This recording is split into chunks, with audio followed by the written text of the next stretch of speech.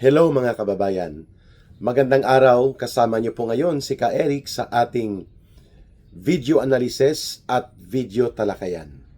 Pag-uusapan po natin itong ginawang pagpapalusot ni Marcos Jr.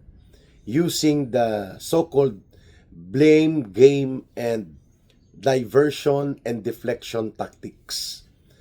Palagi po niyang sinasabi na hindi niya nalalaman ang mga nagaganap kapag nagkakaroon ng iskandalo. Kagaya po ngayon, sinusubukan nilang isisi lahat kay Saldico ang mga pananagutan at pangyayari hinggil po sa mga naganap na malawakan at malalim na iskandalo ng korupsyon. Which is hindi ka panipaniwala, hindi po ba mga kababayan? Sapagkat kung pagbabatayan natin ang lohika sa tinatawag na blame game o pagbubunton ng sisi at dito sa ginagawa na diversion and deflection tsaka yung scapegoat, no? Ipaliwanag natin ano po ang pagkakaiba at ano po ang pagkakaugnay ng taktika na ito. Yun po ang ating bibigyan ng punto sapagkat ito po ang malinaw na ginagamit ni Marcos at Romualdez para mag-survive sa kanilang kinakaharap na malalim at napakalubhang krisis pang politika, lalo na po na nagbabanta ang galit ng mamamayan na sila ay tatanggalin sa kapangyarihan sa pamamagitan ng popular na pagbangon o ang tinatawag na pagdevelop ng isa na namang people power that would demand the resignation and accountability of Marcos mula sa poder niya bilang presidente. Of course, damay dyan si Martin Romualdez, ang kanyang asawa ni Marcos na si Lisa, at ang kanyang anak, no? Damay lahat ito, matatanggal ito sa kapangyarihan kapag nawala rin po si Marcos at mabubuksan ang kanilang mga pananagutang kriminal. Ano po ang scapegoat? Yun. Ang scapegoat, ang ibig sabihin po nito ay gumagawa ka ng isang target. Doon mo isisisi ang lahat. At lalabas na ikaw ay inosente at walang kinalaman o wala kang pagkakasangkot sa pangyayari, sa insidente o sa krimen. At mayroon kang tinatarget na tao para gamitin mo ito at i-develop sa public opinion at magiging dahilan ng tinatawag na alibay o rason upang ikaw ay makalusot. Yan pong scapegoat. You have a person or persons that you are going to put the blame. At ang scapegoat ay mga rason po yan na ginagamit ng pagsisinungaling sa pamamagitan po ng paggamit ng mga tao na kunwari sila ang palalabasin mo at ng iyong grupo o ng kapangyarihang mayroon ka na sila ang may kasalanan at ikaw ay hindi sangkot sa nangyari, lalo na kung ang pag-uusapan ay krimen. That's scapegoat. Ano naman po ang blame game? Ang blame game po ay kadugtong ng pagkakaroon ng scapegoat. Pero ang kaibahan ng blame game, gumagamit ka ng public opinion para magbunton ng sisi. No? Hindi lamang para managot ang isang tao na hiwalay sa'yo, bagamat konektado ka dati. Scapegoat yon. Ang blame game, mayroon kang dinudugtong na kwento upang ang narrative will force a public psychological acceptance ng kwento na sila talaga ang gumawa. At ikaw ay hindi naman talaga sakop ng pangyayari, kaya isinisisi mo doon sa kanila. Blame game po yon. Magkadugtong lang yon sa scapegoat, pero may pagkakaiba. Sapagkat ang scapegoat po, nagbubuo ka ng mga karakter ng persona upang doon ibuntun ang sisi at gamitin mo para makalusot ka. Ang blame game, nagbubulid ka ng kwento, narrative, ng kasinungalingan at propaganda upang doon isisisi ang pangpsikolohiya na pananaw ng tao at mahiwalay sa iyo. Exactly what we are looking at now, kung paano ginagamit ni Marcos ang sitwasyon na mayroon daw siyang ICI o yung tinatawag niyang Independent Commission for Infrastructure, which is legally questionable. And in fact, may nakapending po ito na petition for certiorari and declaratory petition for unconstitutionality. Illegal ang ginawang ito, na alam natin na ang ICI or itong Independent Commission for Infrastructure ni Marcos ay hindi naman talaga independent. Ito po ay instrumento for cover-up, for whitewash. So ang blame game at ang scapegoat ay bahagi ng cover-up at bahagi ng pagpapalusot na taktika. Ano naman po ang diversion and deflection? Yon. Ang diversion, iniiwas mo. Ang deflection, pinapaling mo. Yun.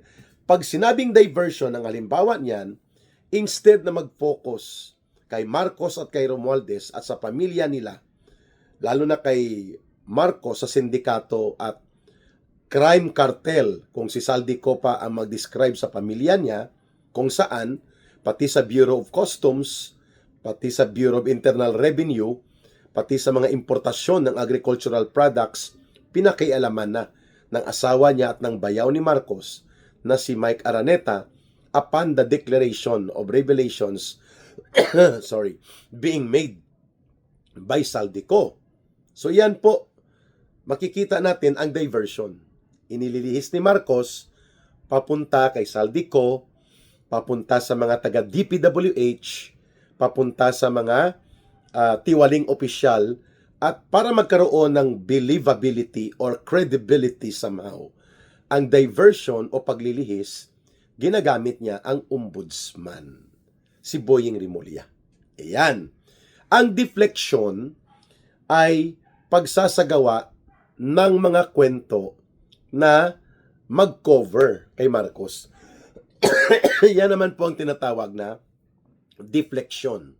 Ang deflection, for example, imbis na pag-usapan ang revelations ni Saldico, pinag-uusapan ngayon, kunwari, nagbalik ng mga sinauling perang ninakaw, itong district engineer sa Bulacan na si Alcantara, na katrabaho ni Saldico, katrabaho ni Undersecretary Bernardo, at katrabaho ni Bunuan sa pangungulimbat upang ang bilyon-bilyon na pera ng mga proyektong itinago at inilihis papunta sa Bulacan ay magagamit nila.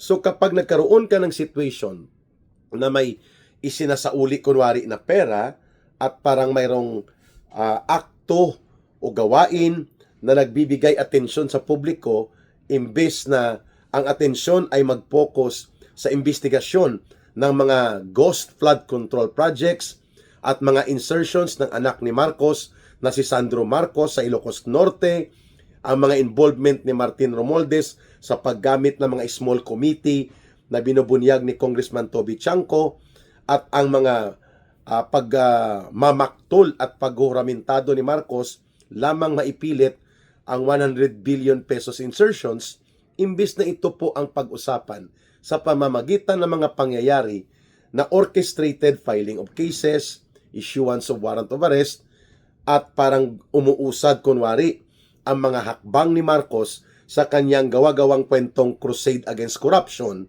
nagkakaroon ng deflection and diversion on the real issue. Ano pong real issue? That Marcos is the mastermind of all these crimes involving systematic plunder, massive corruption, and including po ang pag-abuso sa kapangyarihan niya at pagtataksil sa saligang batas. At pati na rin po ang pagiging co-mastermind or co-conspirator ni Martin Romualdez na pinsan ni Marcos. Hindi na po napag-uusapan. Yan ang nagiging epekto kung hindi po natin maililinaw ang mga ginagawa ngayon ni Marcos ay puro ito bahagi ng ginagamit niya ang taktika ng mga kriminal at mga sanay magpalusot, sapagkat ako'y naniniwala talaga doon sa kasabihan ng mga matatanda na ang magnanakaw ay kapatid ng sinungaling. Ibig sabihin po, kapag nagnanakaw ka, it also follows na nagsisinungaling ka upang magtago, maglihim at magpalusot. At kapag ikaw ay nagtatago at naglilihim at nagpapalusot, ikaw din po ay may ginagawang kalokohan kagaya ng pagnanakaw. Kaya mukhang may katotohanan sa lohika na hindi kapatid ni Bongbong Marcos Jr. si Senator Amy Marcos, no? Nang sinabi niya na that lady you saw on television talking around, she's not my sister. Kasi ang kapatid ni Bongbong ay hindi si Amy kundi ang pagnanakaw. Ang magnanakaw ay kapatid ng sinungaling. Okay? But going back, we have to expose itong scapegoat, itong blame game, itong diversion and deflection. These are essential mechanisms of alibi and pamamaraan, no? Methods ito ni Marcos upang linlangin at lituhin ang mamamayang Pilipino at nang sa ganun po mahiwalay ang mga pananagutang focus dapat sa kanya bilang mastermind sa more than 1 trillion pesos po na iskandalo ng flood control projects na siya din po ang pasimuno. Sapagkat ang lahat ng ito, ano pa man po ang scapegoat niya na kunwari nagpalusot si Executive Secretary Lolo Lucas Bersamin noon, nagdiskarte sila nila Pangandaman ng kanyang DBM Secretary at nagpalusot din pati kay Bunuan sa DPWH, ang pananagutan on the basis of authoritative significance and reality of flow of authority, yung daloy ng kapangyarihan, ang pumipirma ng tinatawag na General Appropriations Act para ang budget bill mula sa Kongreso ay magiging batas at may batas na batayan ang pagpapalabas ng pera at pondo, pinipirmahan ang tinatawag na General Appropriations Act or GAA. Walang ibang nagpipirma at makakapirma niyan. Si Marcos Jr. lamang. Dahil yan ay nasa kanyang kapangyarihan at yan ay kanyang otoridad at tungkulin bilang presidente. So kung ginawa niya na sinasabi niya ngayon na hindi siya sangkot, wala siyang kinalaman sa pagnanakaw at pandarambong, hindi pa rin siya makakalusot at the very minimum. Ang tawag po sa ginawa niya, granting for the sake of discussion only. But without admitting na tama si Marcos sa kanyang mga alibay, ang tawag pa rin dyan po ay gross negligence or criminal neglect. May pananagutan pa rin po si Marcos sapagkat siya ang nagbigay ng otoridad at epekto ng batas sa pamamagitan ng pagpipirma niya ng General Appropriations Act of 2023, General Appropriations Act of 2024, and General Appropriations Act of 2025. At the very minimum, ang kanyang palusot na scapegoat, blame game sa mga Duterte, deflection and diversion ng mga issue, hindi po makakatayo sa katotohanang ang ultimate na pananagutan kung bakit nagiging batas ang General Appropriations Act o ang mga budget na ipinapasa, kinakatay, sinisindikato nila Martin Romualdez at nila Saldico at na mga alipori sa sindikato ni Marcos. Hindi po lahat ito magkakaroon ng epekto ng isang batas at poder upang maipalabas ang mga pondong bilyon-bilyon na ninanakaw kung hindi pinipirmahan ni Marcos na maging batas ang tinatawag na General Appropriations Act. Diyan pa lang, hindi na po makakaiskapo si Marcos. Diyan pa lang, tatamaan siya ng tinatawag na criminal neglect and criminal accountability for gross negligence. Kapabayaang, katarantaduhang, kalokohang pagpapabaya.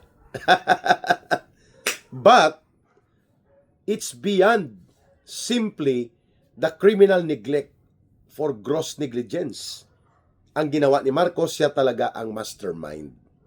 The way the revelations of Mr. Saldico, the way the previous signed affidavits nila Diskaya, ang mga inihayag ni Sergeant Gutesa, ang mga pangyayari at ang mga testimonyang nagtutugma sa salaysay ngayon ng pagbubunyag ni Saldico ng inner circle crime operations ng sindikato nila ni Marcos at nila Romualdez, hindi po maitatanggi na si Marcos ang mastermind.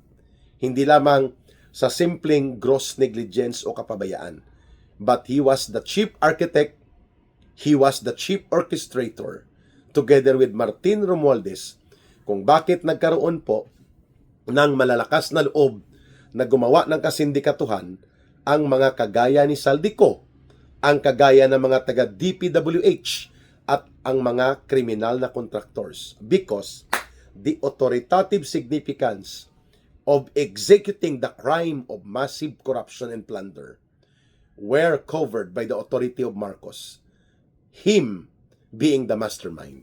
Ayan. So wag po tayong maligaw at malito sa usaping ito. Bagamat may kunwa-kunwari ang pag-usad ng pagsasampa ng kaso laban kay Ginoong Saldico sa mga ilang incorporators ng korporasyon ni Saldico sa Sunwest, mga ilang mga opisyal ng DPWH, ang mga ito po ay magiging secondary to the main objective na dapat po ang may pananagutang malaki at pangunahing kriminal na dapat habulin ng mamamayan, walang iba kundi si Marcos at si Romualdez. And they must be removed from power because there cannot be real and genuine and serious administration of justice na mapapasingil natin ang mga ginawa nilang krimen, maibibigay ang hustisya at katarungan sa mamamayan, at mababawi ang mga kayamanang dinambong at nadurubo, at mapaparusahan ang mga sangkot kung hindi po natin hahabulin ang mga pinunong kriminal na may pananagutan bilang mastermind, at kapag sila po ay nananatili pa rin sa poder at kapangyarihan, mahirap po na abutin ang hustisya. Ito po ang hindi ginagawa at hindi tinatanggap ng mga grupong nakikinabang kay Marcos at kay Romualdez sa pera at pondo sa kanilang pandurubo. Isang grupo dyan na pumipigil sa ganyang malinaw na pananaw ay ang Dilawan at Pinklawan Zombies ni Hontiveros, ni Dilima, nila Jokno, mga kabalahibo po ng mga isinuka na itinakwil ng mamamayan sa lumang bulok na politika ng Liberal Party, Yellow and Pink Group. Ito po ang sumasakay ng malaking pagkakataon na ginagamit nila ang koneksyon sa mga nabubulok na mga pamunuan ng Catholic Bishops' Conference of the Philippines na rabid anti-Duterte. Just because the opportunity being presented by the constitutional line of succession should Marcos be removed in legal and peaceful means as president, ang papalit sa saligang batas na nakasaad ay si Sara Duterte, ang katotohanang binabanggit at tinatalakay natin dito na ipinipresenta ni Ka Eric ay pinagtatanggihan po nilang tanggapin. Kaya imbis na Marcos resign, aristuhin, ikulong at bawian ng kayamanan at papanagutin at parusahan, Marcos remain at Sara resign ang panawagan ng mga bulok na elemento ng Yellow and Pink Zombies ng kagaya nila Hontiveros, Dilima, Trillanes, Jokno at pati po ang mga kabalahibo nilang namumuno ng Catholic Bishops' Conference of the Philippines. Ganon din po yan ang mga komunistang teroristang grupo ng CPP, NPA, NDF dahil sa sobrang pakinabang nila sa pondo, pera, salapi at mga gamit nila ang gobyerno ni Marcos para maprotektahan sila, sinasakyan din nila ang anti-Duterte na kampanya at demolition job ni Marcos at Romualdez upang manatili si Marcos sa poder at kapangyarihan. Kita mo itong kulukoy na si Teddy Casino, itong nagkukunwaring duwag na komunistang ayaw aminin na siya ay bahagi ng Communist Terrorist Movement sa Pilipinas, ng CPP, NPA, NDF, mga kababayan, naghahanda sila malayo pang Pebrero, mga 2 buwan mahigit pa, na ipapa-impeach at iipitin na naman nila uli at ipapatanggal daw si Vice President Sara Duterte. Mga kulukoy, mga desperado po ito. But we are not in hesitation or we are not affected na makita ang katotohanan. Kaya nagsasalita si Ka Eric.